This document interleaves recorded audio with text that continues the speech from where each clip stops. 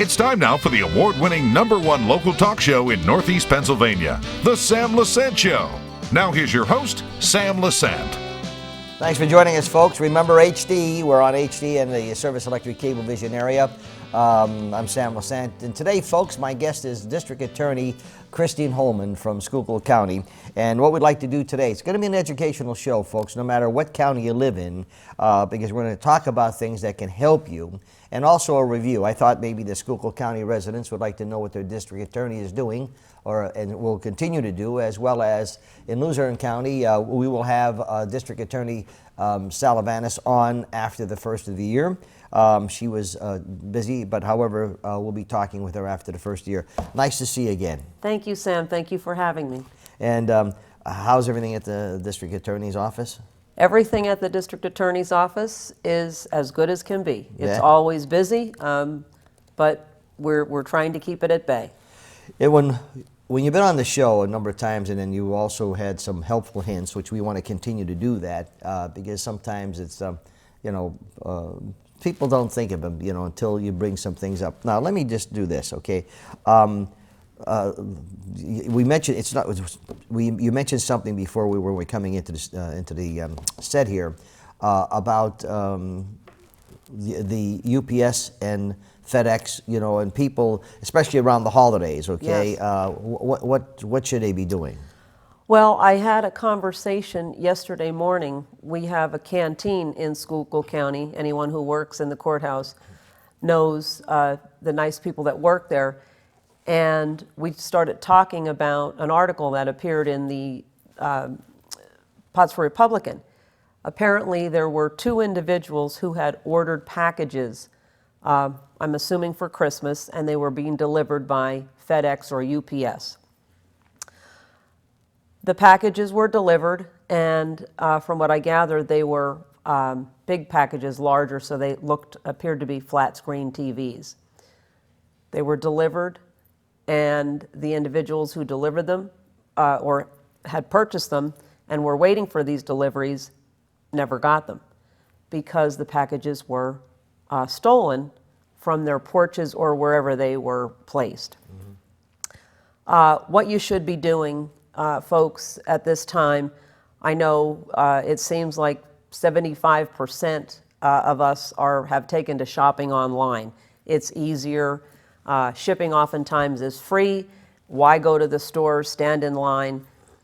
It makes sense. However, when you ask for your package to be shipped, if you live in a residential area where it's all open, say you live, for instance, on Market Street in Pottsville, and the only place that FedEx or UPS can deliver is a porch area. Ask a neighbor somewhere else or find another location to have it delivered where it can be secured.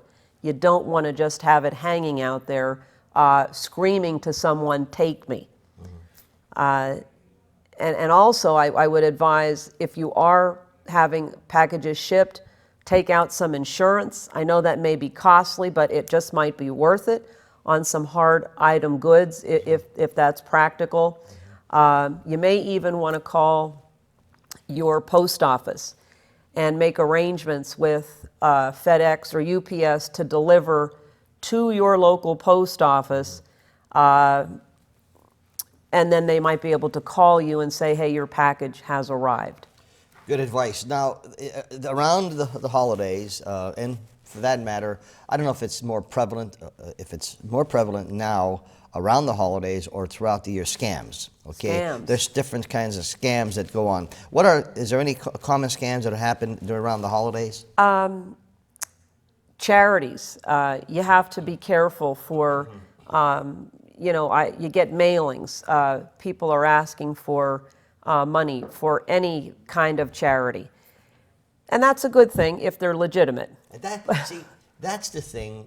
My wife and I and my granddaughter were down shopping, and we came out of the store, and there's a girl there with a dog, and she has a sign, okay, and So I stayed there, and while Debbie was in, and my granddaughter went in the store, and I was watching, and I noticed that she was, she counting her money, etc., making a phone on a call on a cell phone.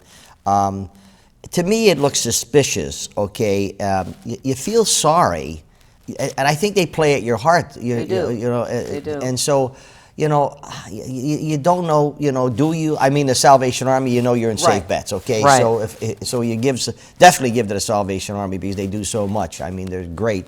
But what I mean. I don't know. I don't know if you know how you can judge them or whatever. I don't know, and it seems maybe kind of corny, but you might say to the individual, could you give me your card if you have one, or could you give me a telephone number that I can call to find out more about your organization? And if I like what I hear and I find out that you're legitimate, then I can I'll have somewhere to send a check. The other thing is, I think, some of them are a lot of drug related. These people are looking for money, and then a quick fix. Yeah. Twofold. A quick fix, your dollars, and then a quick fix to go down the street and buy some heroin. Yeah. And get high. When someone says to me, I want it for some food, I say, fine, let's go down to the restaurant here, and I'll give them the money, and you get it. Well, I'm not. I don't. I'm not hungry right now. Yeah, I mean that's the sad thing. Okay, so we have the scams, etc. Now, speaking in the same area, scams. There's a group of people that are very vulnerable, and only because they grew up and they respect people and they're hard worker, and that's my friends, the senior citizens. And I mean, anyone's over 50 or 55 if they're retired. There are a lot of people that are elderly, particularly, that are abused, Yes. And you had mentioned this about before, but so let's talk about elder abuse and what we should look for again. It's always good because you got the holidays, you have different things, etc. Give me a briefing on that again, Christine. Certainly, Sam. First of all, each one of us can do a big part for elders in keeping them safe, and you don't really have to try that hard. If you live near an elderly person and they're alone, just kind of keep your eyes and ears open. Do you see them coming and going as they should? If you don't, maybe knock on their door, check on them. If you know an elderly person who maybe is being befriended by someone that seems rather suspicious, or you hadn't seen that elderly person with them before, you may want to contact their relatives and make an inquiry. I know there's a reluctance in the world to, step over the line. No one wants to go that far. No one wants to be considered a busybody. But in situations when you're trying to help someone, it just may be a good idea. Also, if you know an elder individual who is having difficulty managing their money, writing a check. Maybe you've got an elder woman, say for instance, who her husband paid the bills all the time. Ask if you can help out. Teach them how to balance a checkbook. And ask, and you'll notice then, is there anybody else that they've asked? Is there someone maybe that they shouldn't be trusting? I wrote some things down here, and it's very interesting you should say that, because my daughter-in-law, Lori Lesante, is the president of the community site in the both Schuylkill in Luzerne County. And one of the things that she does is she, goes and helps people pay their bills, etc. Yes. And you can trust her, in the organization. Now, there are people at home that may be falling in this situation where they're not sure, they want to make sure that they can trust, they're afraid to trust even some of their family members, Right. Is there any way or the community services helps people who are blind or can't see, hardly could see, but, excuse me, is there any place that a person could call and say, look, I need some help here? Yes, absolutely, Sam. In Schuylkill County, anyone can call Senior Services. I don't know that number right off the top of my head, but anyone can look it up. There's an organization called SEPA that meets once a month, Senior Elder Alliance Protection Group. basically to formulate ideas and really reach out and help seniors. But senior services is well equipped, well manned, has a lot of good individuals working there, and certainly they can help. So, folks, if you know you want to trust someone with your paying of your bills, etc., I would indicate that if you don't have the number, just call the district attorney's office, and they'll help you out, either Luzerne or also Schuylkill County. Telltale signs, okay, that we would look for to know that someone may be taking advantage of an elderly person. Sure.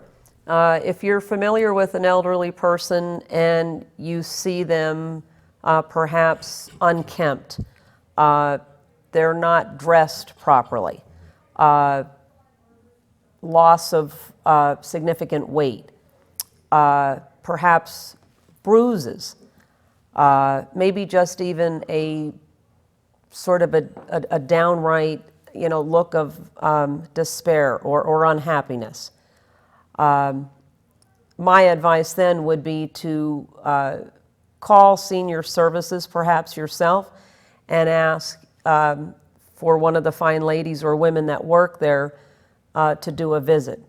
And because I don't know that number right off the top of my head, please feel free to call the district attorney's office at 570-628-1354 or 628-1043. That's my direct line, and I would certainly be able to point you in the right direction.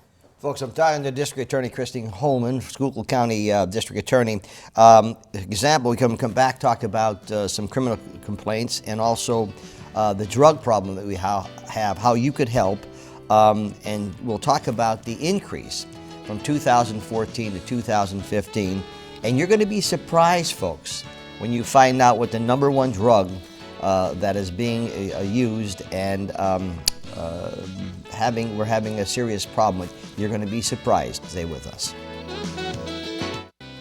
Thanks for staying with us, folks. I'm Sam Lesante. Remember, 24/7, you can watch all of our shows on ssptv.com. All of the shows we produce and a lot of other shows, folks. The last 3 or 4 years, Sam Lesante shows are up there, as well as the girls. Remember, we are HD on Service Electric Cablevision, 2 channels now, 13 and 513.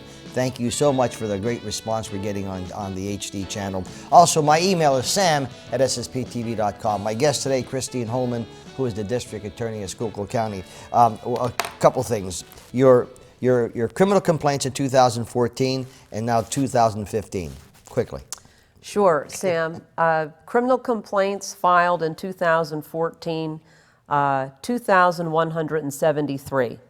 Criminal complaints filed to date in 2015, we've got a few days left, 2,509. That is an increase of 336 complaints. That average or that increase is a little more than the other years that I had looked at going forward, say 2012 to 13, 13 to 14. Now, one of the things I thought Schuylkill County citizens might be interested in 2014, I started a crime study attempting to determine where the drugs are coming from. And I decided to divide categories into violent crimes, nonviolent, DUIs, drugs, gender, male, female, and then what part of Schuylkill County these crimes are occurring in.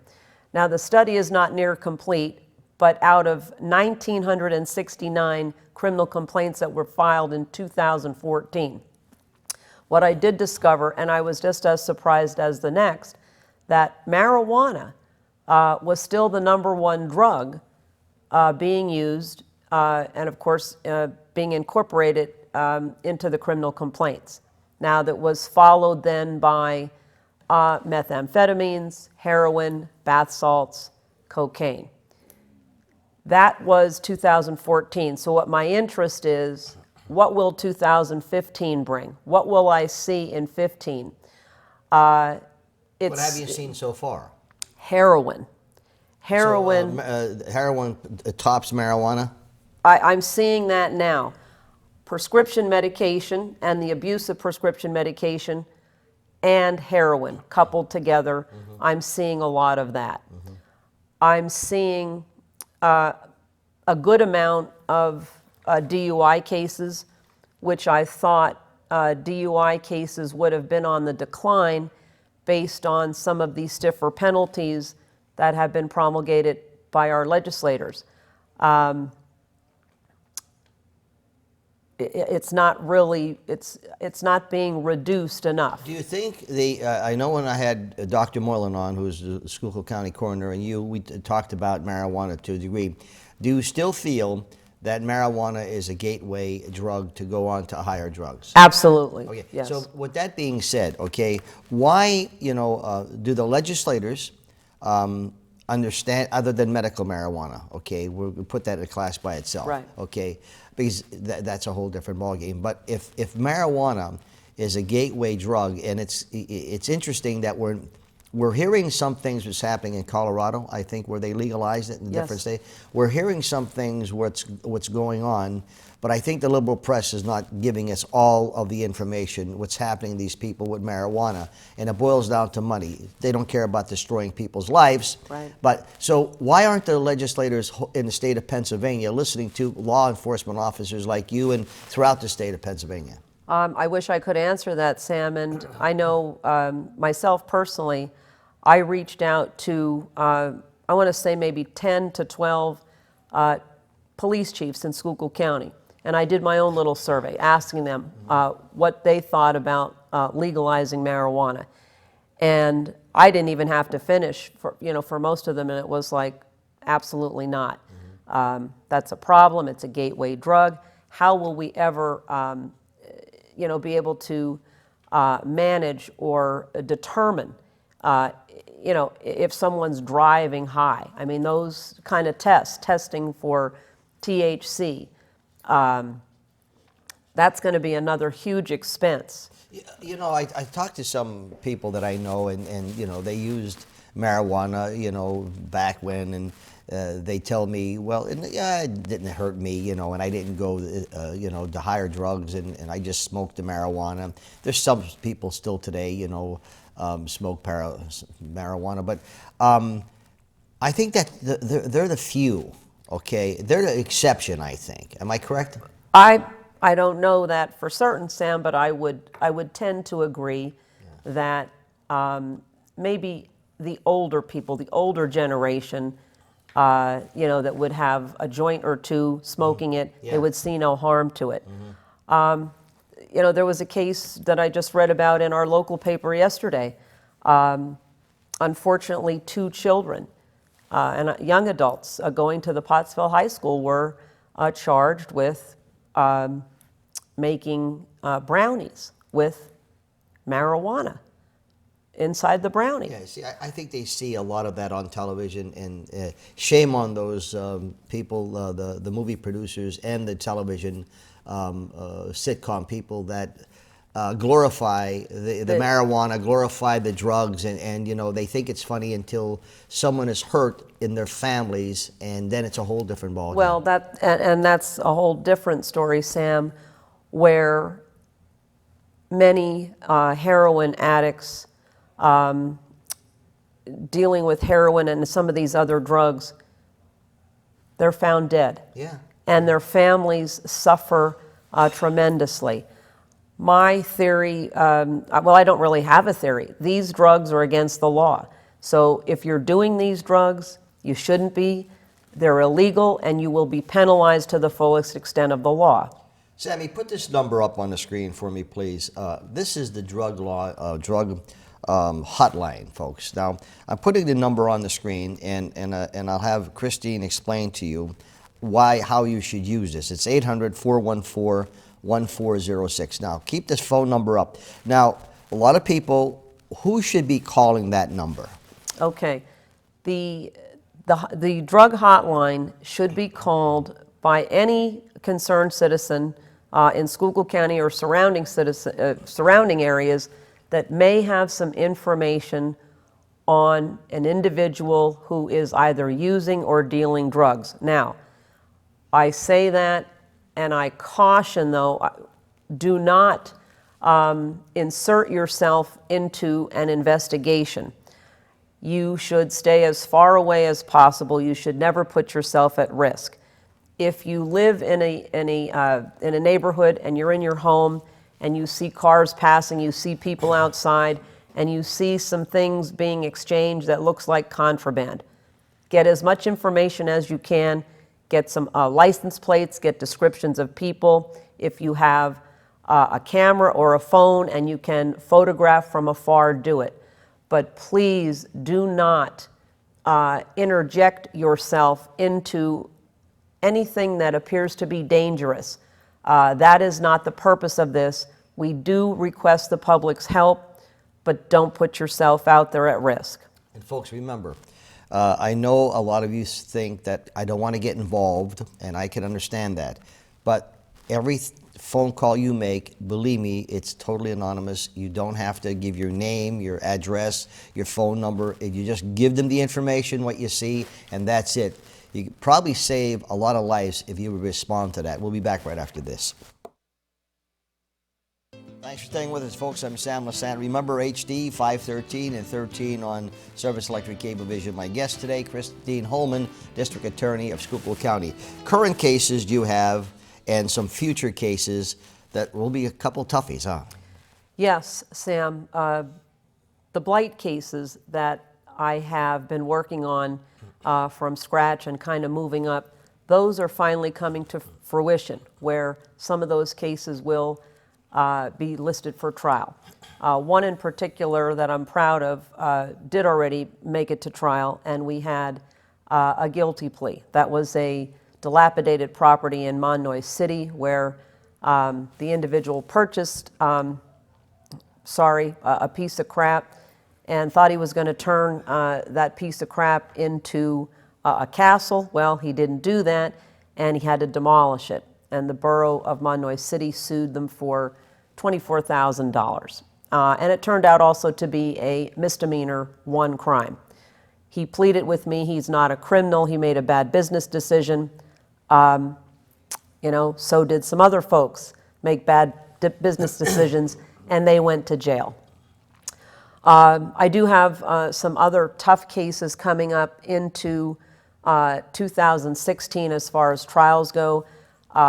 Schuylkill County has been hit unusually hard with some homicide cases, and I have Commonwealth versus Petrowski, a first-degree homicide case that we'll be trying in early March.